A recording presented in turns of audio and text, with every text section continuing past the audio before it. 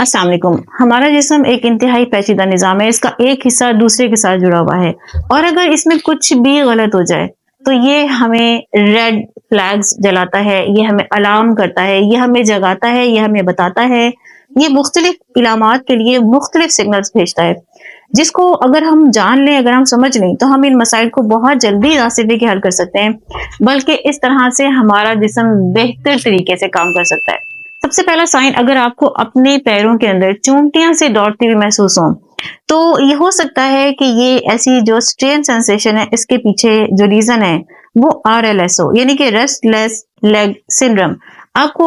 जागते हुए भी थोड़ी सी टांगों में बेचैनी हो, लेकिन जब सोने के लिए बेड पर जाएं तो आपकी टांगों में बहुत शदीद बेचैनी हो और सारी रात आप टांग कभी एक जगह रखें, कभी दूसरी जगह रखें और आपको ऐसा लगे, यानी अगर आप चलते रहें तो फिर भी कुछ बेहतरी हो, लेकिन आप जब रिलैक्स मोड पे आए तो आपको लगे कि आपकी जो टांगे हैं उनके अंदर बहुत बेचैनी है, तो इसके पीछे कुछ न्यूट्रिएंट्स की कमी होती है। अगरचे अगर हम उन न्यूट्रिएंट्स को अपनी डाइट में ले आए तो उसकी वजह से 100% क्योर तो नहीं कर सकते, लेकिन काफी हद तक आपको इस बेचैनी से रिलीफ मिल सकता है। विटामिन सी है, विटामिन ई है, विटामिन B6 और विटामिन B12 जो है, इसके अंदर बहुत इंपॉर्टेंट सप्लीमेंट्स हैं, बहुत इंपॉर्टेंट न्यूट्रिएंट्स हैं और अगर आप इनको अपनी डाइट में कॉपरेट कर लेते हैं तो फिर ये काफी हद तक आपकी बेचैनी में, आपकी टांगों में की बेचैनी में कमी लेकर आ सकते हैं। फिर इसी तरह अगर आपको बहुत ज्यादा गैस खारिज होती है, तो ये इस बात की निशानदेही है कि आपकी बॉडी के अंदर कुछ ऐसे एंजाइम्स हैं जो कि डाइजेशन के लिए जरूरी हैं, लेकिन वो मौजूद नहीं है, वो ठीक से काम नहीं कर रहे, जैसे लैक्टेज है, एम्बलेज है। ये सारे के सारे ऐसे एंजाइम्स हैं जो कि आपकी डाइजेशन के लिए बहुत इंपॉर्टेंट है।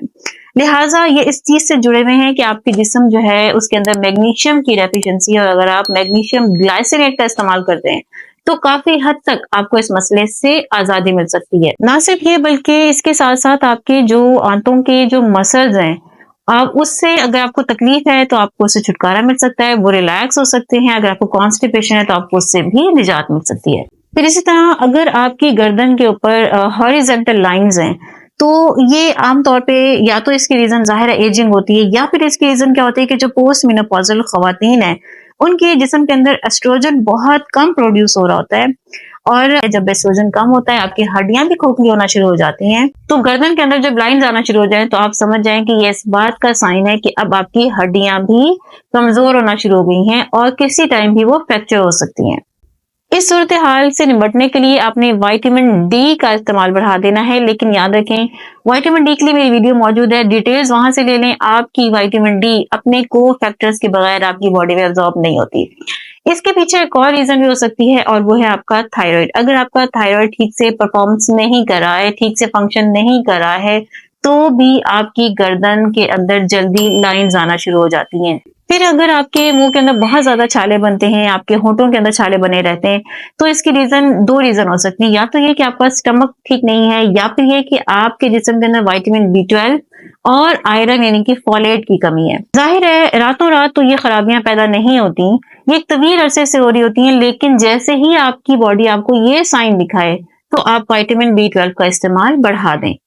अच्छा जी, फिर आपके जो नाखून है अगर बहुत ज्यादा पील हो रहे हैं, टूट रहे हैं और दूसरा है कि उनके ऊपर अगर व्हाइट कलर के स्पॉट्स आ रहे हैं, तो एक रीजन क्या है कि आपके नाखून टूटने के पीछे एक वजह क्या होती है कि आपके नाखूनों के अंदर बहुत ज्यादा डिहाइड्रेशन है, आयरन की कमी है। फिर ना सिर्फ ये बल्कि आपके नाखूनों की अगर साख्त खराब होनी शुरू हो जाए तो ये इंडिकेट करती है इस बात की कि आपका जो थायराइड है वो अंडर एक्टिव है,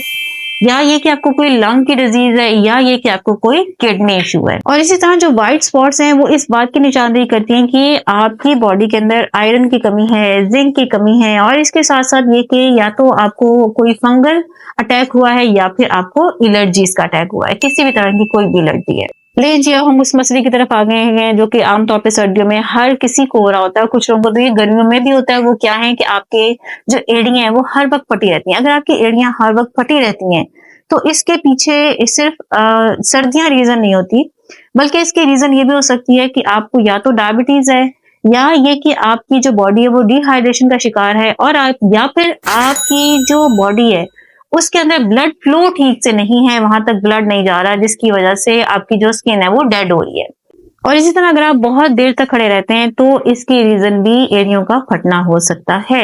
इसकी सिंपल सी आपने इसका इलाज क्या करना है कि आपने अपने पैरों को नीम गर्म पानी के अंदर रखना है, उसके अंदर कोई भी अगर आप वैक्स डाल लेते हैं तो उसके बाद आपके जो पैर है वो बहुत देर तक एरिया फटने से महफूज रहेंगे। और एंड पे हम एक और बहुत ही खतरनाक मसले की तरफ जा रहे हैं, और वो क्या है कि अगर आपको